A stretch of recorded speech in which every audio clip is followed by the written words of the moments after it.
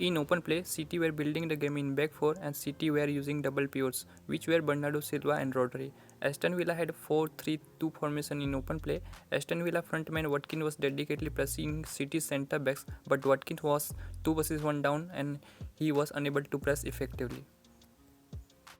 So after a while, Watkins left pressing the centre backs and he was defending Nib. Aston Villa's second line was marking City's pivots man-to-man. City's pivots were isolated and their passing lane was blocked, so the pivots could not receive the ball centrally and the City could not build the game centrally.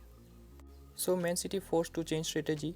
When the centre backs had the ball, the pivots were splitting wide from the centre. Bernardo Silva and Rodri were playing as the wide pivots. Left and right forwards were operating deep, so the pivots were free in the inside channel to receive the ball. Both pivots were split, so the centre backs had a wide outlet for passing. Because of the wide outlets, fullbacks had a license to push high and City's fullbacks were pushing high. Both pivots were deep and wide and KDB was high, so City had no midfielder centrally to receive the ball, City mostly building the game from wide. To bring more control to the game, Rodri was slotting in between two centre-backs, so the centre-backs could split even more and distribute the ball. Bernardo Silva was still playing as a wide pivot. This is build-up of Man City and the position of the players. Now let's see what problem the City were facing with this system. Man City's both fullbacks were pushing high. Aston Villa's 4-2-3-1 narrow shape allowed centre-backs to find fullbacks easily. When the centre-backs had the ball, Aston Villa's third line wide midfielder were ready to close down fullbacks.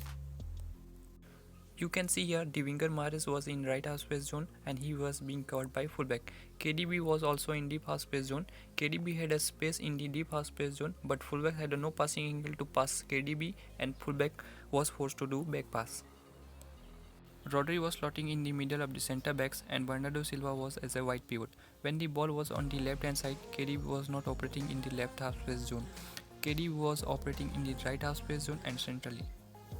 Bernardo Silva was operating deep and he was not moving in the right half space zone. So high on the pitch, City had two players and they were getting outnumbered. Aston Villa's third line was moving left and right depending on which side the ball was on, so fullbacks were getting closed down easily. The wide midfielders were ready to close down the fullbacks, so the fullbacks were unable to keep crosses and could not reach the byline. So Cancelo was trying to link up with number 9 by dribble. John Stone, who is not natural fullback, he is neither an excellent dribbler nor has good crossing skill, so City had less action on the right flank. In the second half, Phil Foden was dropping between the lines and in midfield, Zinchenko was connecting with Phil Foden. With midfield high, Foden had space and time and he was playing through ball between the centre backs. Zinchenko was free. The wide midfielder could not commit to Zinchenko in the wide zone because Foden was in the half space zone between the lines. Foden was getting space if the wide midfielder was committed to Zinchenko. So wide midfielder was operating mostly in half space zone and Zinchenko had a space in the wide zone. In the second half, KDB was in free role. KDB was moving zone 14 left and right to support wide player and it looked effective for City. In open play, the fullback was wide, the fullback and winger one-on-one in front of the Aston Villa's fullbacks and wide players. Like I said, KDB was in free role, KDB was going in behind the defense from the half space zone. City looked even more destructive after Sterling arrival, with both KDB and Sterling operating in the half space zone and one-on-one in front of the Villa's player. Cancelo is an excellent dribbler and he was doing one-on-one dribble with ease. After dribble passing to the wide player, the fullback was forced to commit on Cancelo. When the fullback committed to Cancelo, Sterling was free and he was going in behind the defense and giving crosses from the byline. City looked good with two natural fullbacks. Zinchenko assisted Rodri with excellent dribbling. Cancelo bypassing a defender with excellent dribbling and is the task for Sterling.